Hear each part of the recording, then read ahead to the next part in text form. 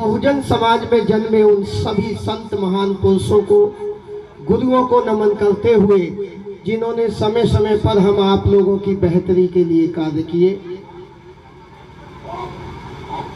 इस परम पूज्य बाबा साहब के 132वीं जयंती के शुभ अवसर पर खोड़ा क्षेत्र का जो जाना माना जो मंच है, विश्व विभूति डॉक्टर भीमराव अंबेडकर मिशन एवं समस्त सहयोगी यहाँ की संस्थाएं, इस संगठन के अध्यक्ष संयोजक राम प्रसाद जी, अध्यक्ष राजपाल सिंह जी, महासचिव प्रकाश चंद्र सागर जी और कोषाध्यक्ष केपी सिंह जी, और यहाँ पे मेरे उपस्थित सभी सम्मानित साथी, आज इस कार्यक्रम की हमारी मुख्य अध्यक्ष, मुख्य अतिथि, जिनको आपने समय समय पर YouTube के माध्यम से सुना होगा, देखा होगा, वो अपने वक्तव्यों के लिए, अपने स्पीच के लिए और खासकर मान्यवर कांसी राम साहब और परम पूज्य बाबा साहब भगवान बुद्ध पे जितना उनका अध्ययन है, मैं समझता हूँ कि यहाँ तो ये छोटा सा कार्यक्रम है, लेकिन उनकी कार्यक्रम में 10-10, 20-20 हजार महिलाओं की भीड़ को वो संबोधित करती हैं। इस क्षेत्र का आग्रह हुआ कि राम बाबू गुरुजी आप हमें डॉक्टर इंदु चौधरी जो BHU की प्रोफेसर है, वो कैसे ही हमारे बीच में आए। तो आप लोगों के निवेदन पे मैंने उनसे निवेदन किया और आज की चीफ गेस्ट आदरणीय और सम्माननीय हमारे बीच में डॉक्टर इंदु चौधरी मौजूद हैं। इनके लिए जोरदार तालियों से हम स्वागत करें, अभिनंदन करें। आजमगढ़ यहाँ नहीं है, कहाँ से पहुँच के हमारे कार्यक्रम में आई है, तो हम इनका अभिनंदन करते हैं, स्वागत करते हैं। और आज का मैं समय भी अपनी विदिन 5 मिनट में बात कह के मैं उन्हीं को सुनूंगा, क्योंकि बार बार ऐसे जो पर्सनैलिटी होती है जिनका मोटिवेशन ज़्यादा मिलता है, हम उनको ज़्यादा से ज़्यादा समय दें। साथियों, मैं सिर्फ यहाँ ये कहना चाहूँगा कि ये जो जोश और खरोश जो आप देख रहे हैं, बहुत अच्छी बात है। हमारी माताएं, हमारी बहनें, हमारे युवा बच्चे आज परम पूज्य बाबा साहब भगवान बुद्ध के लिए जो समर्पित है और उन्होंने जो मेहनत की है, वो अपने लिए एक बार ताली बजाएं। लेकिन साथियों, हमें किसी भी महापुरुष का भक्त नहीं, अनुयायी बनना है। अनुयायी वो व्यक्ति होता है जो महापुरुष के विचारों को फॉलो करता है। ऐसा ना हो कि हम बाबा साहब की भी जयंती मनाएंगे और घर में वही अंधविश्वास पाखंडवाद को भी धोएंगे, और एक दिन बाबा के जय भीम जय भारत करने से हम लोगों का भला होने वाला नहीं है। जब तक परम पूज्य बाबा साहब के विचार, उनका संघर्ष हमारी रगों में एक खून की तरह नहीं दौड़ेगा, जब तक हम बाबा साहब को सच्ची श्रद्धांजलि नहीं दे सकते।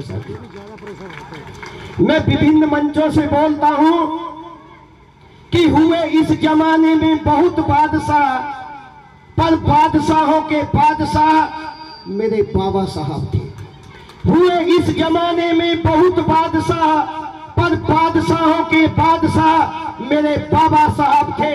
अरे लोग तो इंसानों को गुलाम बनाकर बादशाह बने, लेकिन गुलामों को इंसान बनाने वाले मेरे बाबा साहब थे, मेरे बाबा साहब थे। आज हम आप लोग जो मंचों पर ये सूट बूट हमारी माताएं बहनें बैठी हैं, ये रुतबा, ये शान, ये शौकत, ये रुतबा, ये शान, ये शौकत, ये मान, ये सम्मान, ये स्वाभिमान हमें सब कुछ मिला तो परम पूज्य बाबा साहब के संविधान से मिला। अरे औरों को जो मिला उनको उनके मुकद्दर से मिला, लेकिन हमें तो मुकद्दर भी बाबा साहब के संविधान से मिला। तो ऐसे परम पूज्य बाबा साहब को, विजय सिंह जी साहब, मैं बाबा साहब की गुणगान कब तक गाते रहे, मेरी तो औकात क्या, शायद हमारी कई पीढ़ी निकल जाए, लेकिन परम पूज्य बाबा साहब का हम ऋण कभी चुका नहीं सकते हैं। तो मेरा यहाँ पे आप लोगों से निवेदन है कि परम पूज्य बाबा साहब बचपन से ही 6 साल के थे, माचल बसी स्कूल पहुंचे, एडमिशन नहीं मिल रहा था। एडमिशन मिला तो उनको क्लासरूम नहीं मिली, क्लासरूम मिला तो पीने का पानी नहीं मिला, और पानी तो छोड़िए, उन्हें कभी ब्लैक बोर्ड पर लिखने नहीं दिया गया। लेकिन धन्य हो परम पूज्य बाबा साहब, उनके साथ जितना अपमान और जलालत हुई वो उतने ही हिमालय की चट्टान की तरह मजबूत होते गए, और उन्होंने इस देश के मनुवादियों को ये ललकारा कि मैं तुम्हें बताऊंगा कि योग्यता किसी की पपौती नहीं होती है। और आज परम पूज्य बाबा साहब पूरे विश्व में सिंबल ऑफ नॉलेज बने साथियों, और उस योग्यता के आधार पर उन्होंने हमें संविधान दिया। संविधान के माध्यम से हम तरक्की कर रहे हैं। तो मेरा तो आप लोगों से ये निवेदन है कि बाबा साहब के संघर्ष को समझें। बड़ौदा के अंदर वो 11 दिन 23 सितंबर 1917 को उन्होंने संकल्प लिया कि मेरा आगे का जीवन इस बहुजन समाज के गरीब तबके के लिए मैं पूरा न्योछावर कर देंगे। और मेरी माताएं बहनें ध्यान दें, जिस महान पुरुष ने, जिस मसीहा ने 4 बच्चों की कुर्बानी दी हो, और वो कुर्बानी हम आप लोगों के लिए दी है, तो हमें ये समझना चाहिए कि हम उनके विचारों पे चलें।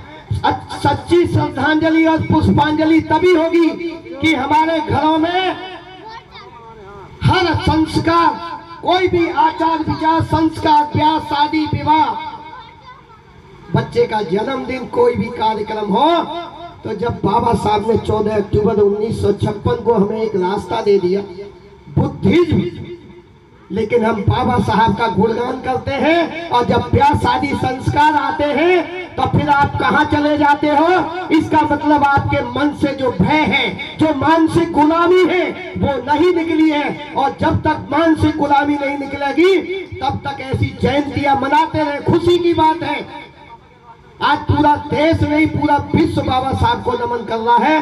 तो मैं इस मौके पर 1-2 लाइन बोलते हुए मैं अपना समय चीफ गेस्ट उनको ही दूंगा कि अगर बाबा भीम ना होते तो इस देश का मानवतावादी संविधान ना होता, और अगर इस देश का मानवतावादी संविधान ना होता तो हम करते गुलामी, लगाते झाड़ू। साथियों, हमारे हाथों में कलम ना होती अगर परम पूज्य बाबा साहब ना होते। साथियों, ये एहसास करिए, अगर साहब कांसी राम ना होते तो इस देश की सोती कौम जगी ना होती, और अगर इस देश की सोती कौम जगी ना होती तो आज पूरे भारत में जय भीम का डंका गूंजा ना होता, अगर साहब कांसी राम ना होते।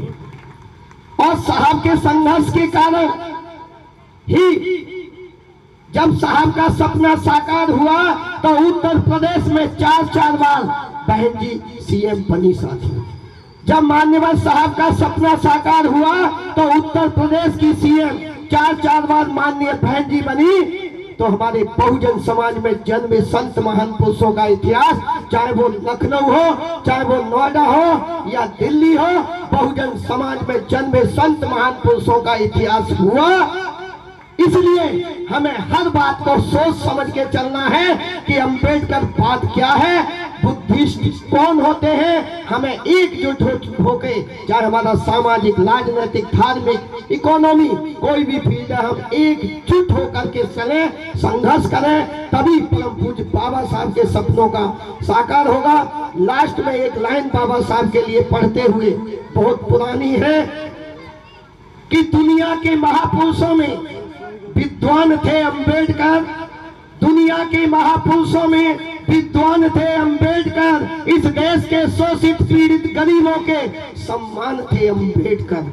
इस देश की नारियों के मुक्तिदाता थे अंबेडकर। इस देश में बौद्ध धर्म की पहचान थे अंबेडकर। ये मेरे भाइयों बहनों, हम आपके भगवान थे अंबेडकर, भगवान थे अंबेडकर। तो परम पूज्य बाबा साहब के आदर्शों पे चले, विचारों पे चले। जय भीम, जय भारत, नमो बुद्धाय।